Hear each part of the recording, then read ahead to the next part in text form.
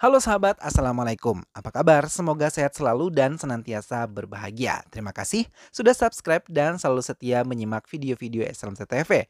Semoga Tuhan Yang Maha Kuasa selalu memberikan rezeki yang berlimpah ruah dan juga berkah untuk sahabat-sahabat semua. SLMT TV tentunya kembali hadir menemani waktu bersantai sahabat dengan alur cerita film pilihan. Kali ini SLMT TV menghadirkan sebuah alur cerita dari film yang berjudul Savage Salvation. Film yang dirilis pada tahun 2022 ini menceritakan tentang pembalasan dendam seorang pria kepada mafia pengedar obat-obatan terlarang yang telah menghabisi kekasih yang dicintainya. Bagaimanakah kisah selengkapnya? Simak alur ceritanya berikut ini. Dan tanpa perlu berlama lagi, langsung saja kita simak. Ini dia alur cerita filmnya.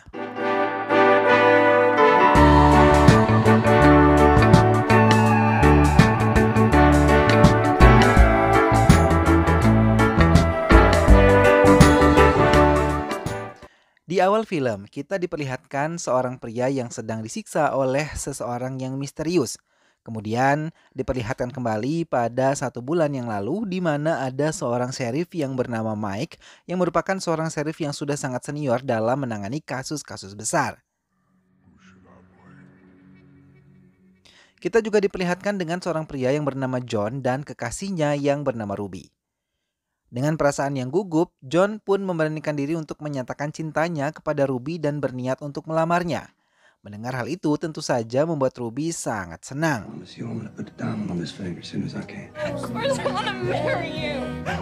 Dan terungkap fakta ternyata bahwa mereka berdua adalah seorang pecandu obat-obatan terlarang. Akan tetapi karena mereka akan menikah, mereka berdua berniat untuk berhenti dan menjauhi barang haram tersebut. Will you wear your helmet for me, please? John pun pergi bekerja di sebuah pabrik. Namun saat sedang bekerja, ia malah seperti sekarat. Dan ternyata hal itu merupakan efek dari dirinya yang kecanduan obat-obatan terlarang. Jika ia tidak menggunakan obat terlarang tersebut, ia seperti orang sekarat. Begitu juga dengan Ruby.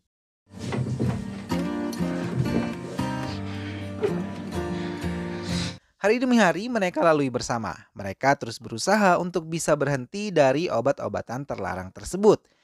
Hal itu membuat mereka sangat tersiksa. Namun demi masa depan, mereka berdua terus berusaha sekuat tenaga agar mereka bisa sembuh. Pada akhirnya 3 minggu kemudian mereka berdua pun bisa sembuh dari candu obat-obatan terlarang tersebut. John pun pergi ke toko untuk membeli sebuah cincin berlian untuk Ruby. Akan tetapi berlian itu harganya cukup mahal dan uang yang ia miliki belum cukup untuk membelinya. Lalu ia pun meminta kepada penjaga toko untuk jangan menjualnya kepada orang lain karena ia akan segera kembali untuk membelinya. Saat akan pergi, tiba-tiba ia dihampiri seorang pria bernama Elvis. Elvis merupakan bandar sekaligus pengedar obat-obatan terlarang. Elvis memberikan sejumlah obat-obatan terlarang kepada John. Akan tetapi John menolak. Ia berkata bahwa dirinya dan Ruby kini sudah bersih. John juga meminta Elvis untuk menjauh dari dirinya dan juga Ruby. Ia pun memberikan Elvis uang dan memintanya untuk menjauhi dirinya dan juga Ruby. Singkat cerita, John dan Ruby pun pergi ke rumah kakaknya untuk menghadiri sebuah acara ulang tahun keponakannya. Terlihat di sana semua sangat ceria, begitu juga Ruby dan John yang kini sudah resmi terbebas dari barang haram. Ia pun bercerita kepada kakaknya bahwa dirinya telah bersih dari barang haram. Dan ia juga akan melangsungkan pernikahannya bersama dengan John. Mendengar hal itu kakaknya pun merasa sangat senang. Kemudian saat acara makan bersama keluarga akan berlangsung, Ruby pun kemudian memberitahukan berita bahagia kepada seluruh keluarga bahwa dirinya akan segera menikah dengan John. Mendengar hal itu sang ibu langsung terdiam. Sang ibu berkata bahwa ia sangat keberatan karena John tidak meminta izin kepadanya terlebih dahulu. Dari raut wajahnya, si ibu terlihat tidak suka, akan tetapi semua itu adalah gimik. Sang ibu ternyata hanya memberikan sebuah kejutan.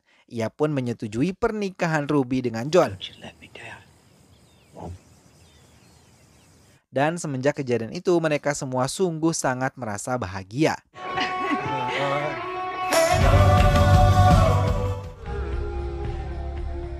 Hari-hari John sungguh sangat ceria. Ia sangat bahagia karena ia akan menikah dengan wanita idamannya. Hingga pada suatu ketika setelah pulang dari pekerjaannya, ia dikejutkan dengan kehadiran Elvis yang sudah berada di rumahnya. Tentu saja hal itu sangat mengganggunya. Elvis terus memaksa John untuk kembali menggunakan barang haram miliknya.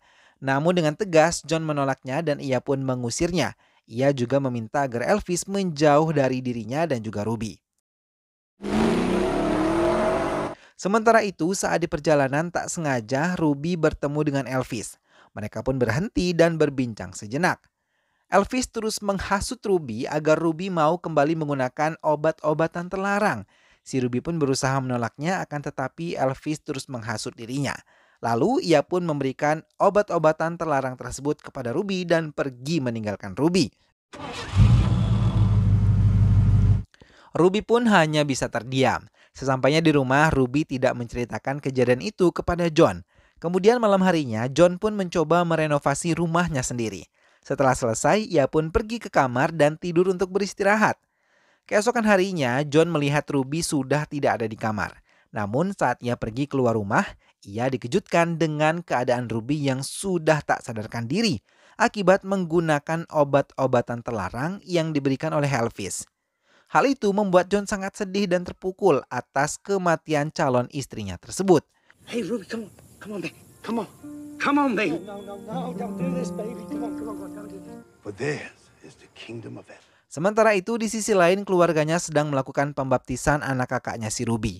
Dan tiba-tiba John pun datang membawa Ruby yang telah meninggal. Seluruh anggota keluarga yang melihat hal itu sungguh sangat terkejut dan tak dapat berkata sedikit pun.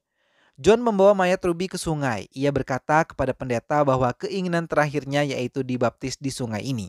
Semua orang yang melihat hal itu merasa sangat sedih atas kematian Ruby, terutama ibunya.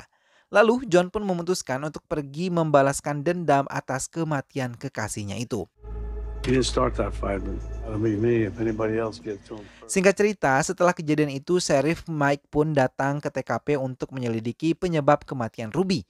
Ia juga mencoba mencari John ke rumahnya untuk mencari tahu kronologi kematian Ruby. Akan tetapi John sudah tidak ada di sana. Sheriff pun meminta anak buahnya untuk mencari keberadaan John. Sementara itu, si John pergi ke tempat Elvis karena ia tahu pasti Elvis lah orang yang telah memberikan Ruby barang haram tersebut dan membuatnya meninggal dunia. Sesampainya di sana, tak banyak basa-basi lagi, John pun langsung menghajar Elvis yang sedang bersantai bersama istri dan juga anaknya. Ia menembak Elvis dengan alat penembak paku. Ia pun meminta istri Elvis untuk pergi dan membawa anak-anaknya jika mereka ingin tetap hidup. Sementara itu, ia menginterogasi Elvis. Dengan perasaan marah, John pun menginterogasi Elvis dan berkata apa yang telah ia berikan kepada Ruby. Bukankah aku sudah berkata untuk jauhi diriku dan juga Ruby? Namun Elvis berkata bahwa hal itu ia lakukan karena ia memiliki targetan yang harus ia capai. Dan aku tidak bermaksud seperti itu, kata Elvis. Namun John tidak peduli. Ia pun menghajar Elvis dan bertanya dari mana Elvis mendapatkan pasokan barang haram tersebut. Awalnya Elvis tidak mau memberitahunya. Namun John terus memaksa. Dan jika tidak, ia akan menghabisinya. Akhirnya Elvis pun memberitahu nama dan alamat si pemasok barang haram tersebut. Ia bernama Darius yang berada di Hotel The Brown di daerah Columbus. Setelah berhasil mendapatkan informasi yang ia butuhkan, John yang marah pun menghabisi Elvis. Setelah menghabisi Elvis, ia pun menghancurkan kaca mobil Elvis untuk mengambil senjata. Lalu pergi. Terlihat si John sangat terpukul atas kematian Ruby. Ia selalu terbayang tentang Ruby. Karena frustrasi, ia pun mencoba untuk mengakhiri hidupnya. Akan tetapi saat akan melakukannya, tiba-tiba datang seekor kuda yang menghampirinya. Dan karena kuda itu, John mengurungkan niatnya untuk bunuh diri. Tak lama setelah itu, di kediaman rumah Elvis, Sheriff Mike mencoba menyelidiki TKP pembunuhan Elvis, si bandar obat-obatan terlarang. Sheriff sebelumnya sudah tahu bahwa pelakunya pasti John, dan kini John menjadi buronan polisi. Kemudian ia pun menginterogasi anaknya Elvis. Ia memberikan beberapa pertanyaan kepada sang anak. Lalu Mike pun bertanya di mana Elvis menyimpan barang haram tersebut, akan tetapi anaknya berkata bahwa ia tidak tahu.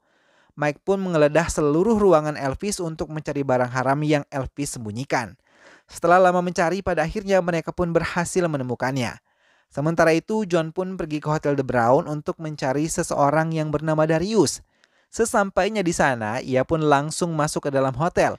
Ia pun masuk ke sebuah kamar, di mana kamar tersebut banyak pemuda-pemudi yang sedang berpesta barang-barang haram. Ia pun berpura-pura ingin membeli barang haram tersebut. Akan tetapi mereka tidak ada yang menjualnya. Mereka mendapatkan barang tersebut dari seseorang yang bernama Skater yang berada di kamar 1507. Tanpa banyak basa-basi, ia pun segera pergi dan sesampainya di sana, ia langsung menghajar Skater. Ternyata Darius juga berada di sana. Dengan santainya Darius berbicara dengan John, lalu Darius memberitahu John dari mana ia mendapatkan barang tersebut, asalkan John jangan menghabisinya. Ia berkata bahwa orang itu biasa dipanggil Coyote dan kini tinggal di rumah tua di daerah Quinton. Dan beruntungnya si Darius ini tidak ditembak mati oleh John karena John merasa tidak tega meskipun si John ini sangat ingin menghabisi Darius. Setelah mendapatkan informasi yang ia cari, ia pun segera pergi. You motherfucker!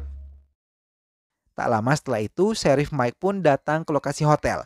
Di sana ia menginterogasi si Skater dan bertanya siapa pelakunya. Awalnya Skater tidak ingin menjawab, namun Sheriff terus memaksa untuk mengatakan yang sebenarnya. Namun Skater ini tidak tahu karena memang ia baru kali ini bertemu dengan John. Skater berkata bahwa Darius memberitahunya tentang Coyote. Keesokan harinya, John pun pergi ke tempat Coyote. Sesampainya di sana, ia melihat sebuah mobil yang sepertinya akan melakukan sebuah pengiriman barang haram. Terlihat juga di sana anak buah Coyote yang sedang menghabisi anak buah lainnya yang melakukan kesalahan. Ia pun mengejar mobil pengantar barang terlarang tersebut. Ia menghadangnya dan langsung menembaki mobil tersebut. Ia berhasil menghabisi sopir mobil tersebut, akan tetapi satu orang berhasil kabur. Ia pun menghampiri mobil tersebut dan langsung meledakkannya. Lalu secara diam-diam ia pun langsung menghampiri markas Coyote dan menghajar seluruh anak buah Coyote.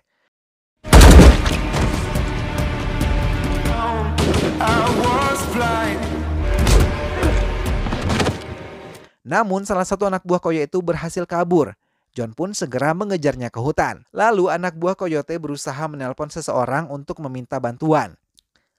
Akan tetapi saat akan menelpon ternyata John berhasil menemukannya. Lalu ia meminta anak buah Coyote itu memberi apa kode handphonenya dan kepada siapa ia menelpon. Finest shipping and logistics company. Namun ternyata itu hanyalah telepon layanan logistik. Ia telah dipermainkan oleh si anak buah Coyote. John yang kesal pun menghajarnya dan ia bertanya untuk siapa ia bekerja. Namun anak buahnya itu tidak memberitahunya. Saat John akan menghabisi anak buah tersebut, saat itu juga Mike datang. Ia mencoba menenangkan si John dan meminta John untuk tidak menembak orang itu. Ia juga meminta John untuk pulang dan mengakhiri semua ini. Namun tiba-tiba seseorang anak buah datang dan langsung menembak temannya Mike.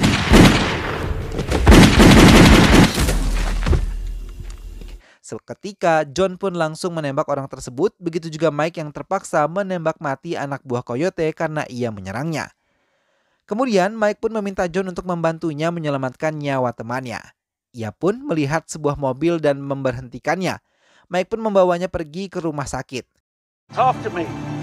Said fighting. Sementara itu, John yang terluka memilih terus mencari tahu siapa Coyote sebenarnya. Of Wayfair is suspected in the killing of Elvis Kincaid.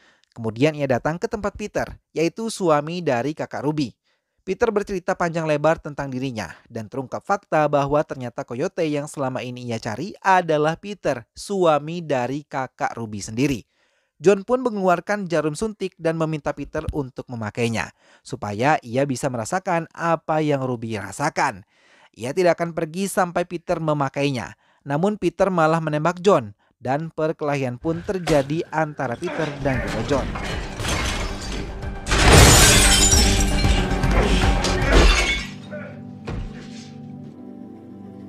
Pada akhirnya John pun berhasil mengalahkan Peter. Ia pun langsung menyuntikkan obat-obatan terlarang itu kepada si Peter agar Peter merasakan apa yang Ruby rasakan.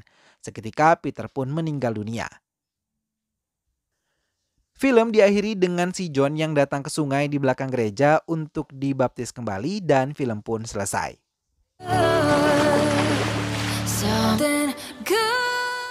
Nah sahabat, itulah tadi alur cerita dari film yang berjudul Savage Salvation.